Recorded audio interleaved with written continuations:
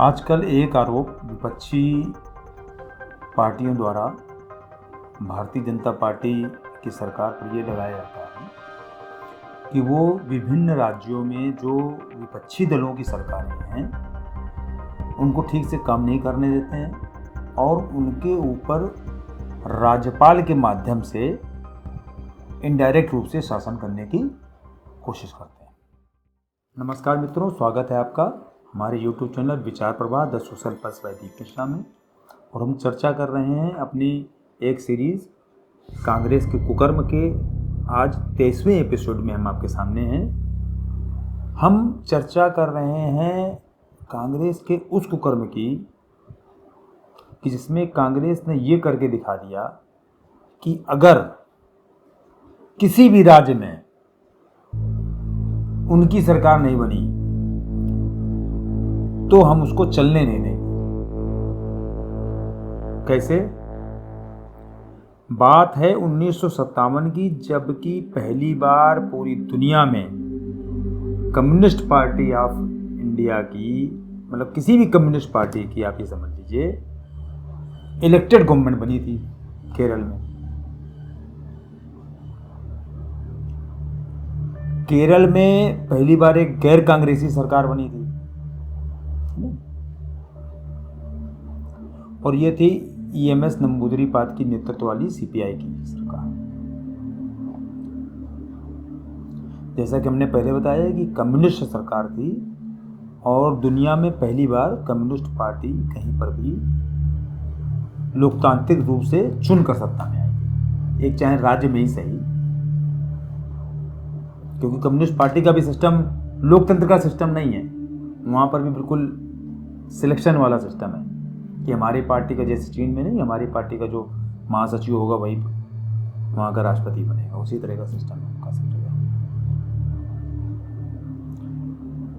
जनता ने तो इस लोकतांत्रिक सरकार को चुन लिया, लेकिन कांग्रेस और नेहरू को ये हजम नहीं हुआ।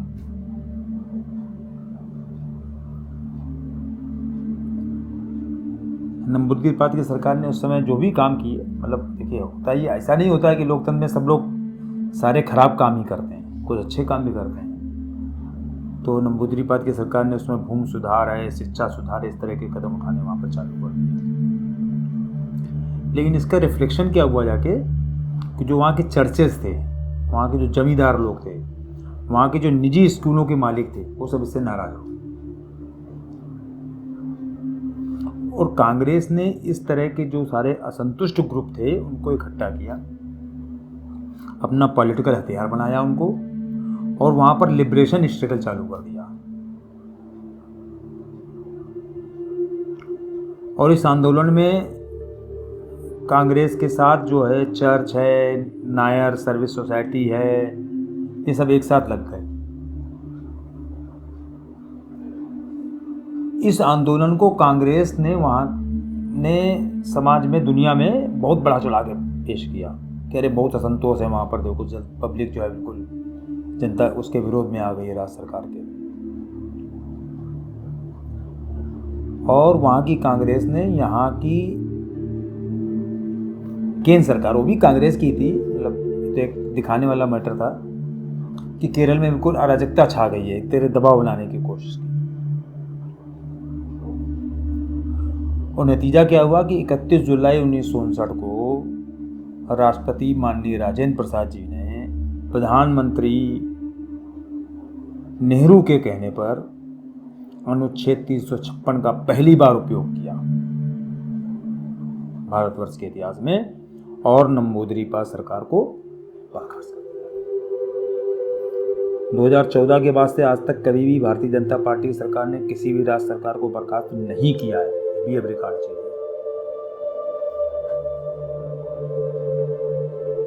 और कांग्रेस ने 1957 में चुनी गई जो विपक्षी की सरकार थी, 1959 में उसको बर्खास्त कर दिया। हजम नहीं होता है उनको, विपक्ष हजम नहीं होता था कांग्रेस को।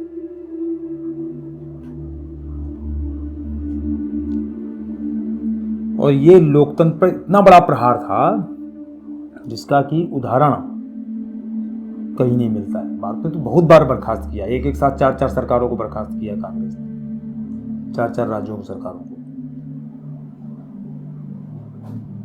जब राम मंदिर में वो ढांचा गिराया गया था, मस्जिद गिराई गई थी।